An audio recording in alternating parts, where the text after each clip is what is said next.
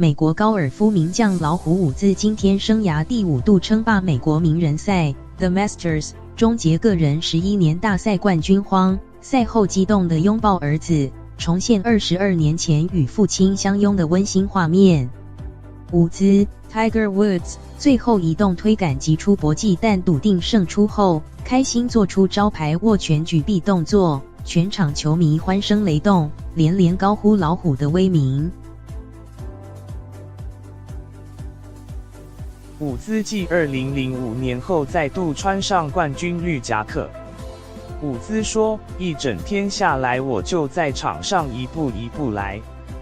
推杆进洞后，我整个脑袋空白，我不确定做了什么，但知道我振臂一呼。”伍兹激动地走下第18洞果岭，拥抱母亲库蒂达 （Clotilda）、女儿沙姆 （Sam） 和儿子查理 （Charlie），令人想起他与父亲厄尔 （Earl） 在他1997年美国名人赛手抱大赛金杯后相拥的画面。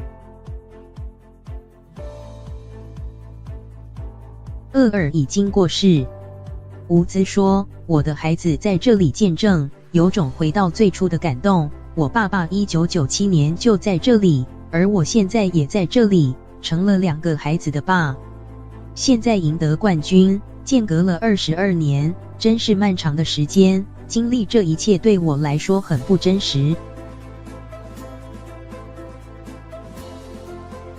我再开心不过了，更加高兴，感觉实在难以言喻。”现年43岁的伍兹过去10年不仅受伤势所扰，还得应付2009年外遇丑闻引发的公关危机，且2017年曾驾车被捕，但强调与饮酒无关，而是服处方药后产生不良反应。伍兹已与妻子艾琳 （Ellen Nordegren） 离婚，女友赫尔曼 （Erica Herman）今天现身观赛。伍兹今天从伤势威胁和丑闻谷底反弹，强势回归，抱回生涯第15座大赛冠军，距离金熊尼克劳斯 （Jack Nicklaus） 18座大赛冠军纪录还差3座。伍兹上次称霸大赛是在2008年美国高尔夫公开赛。这也是伍兹 PGA 生涯第81关，仅次于美国已故传奇史尼德 Sam Snead 创下的82关历史纪录。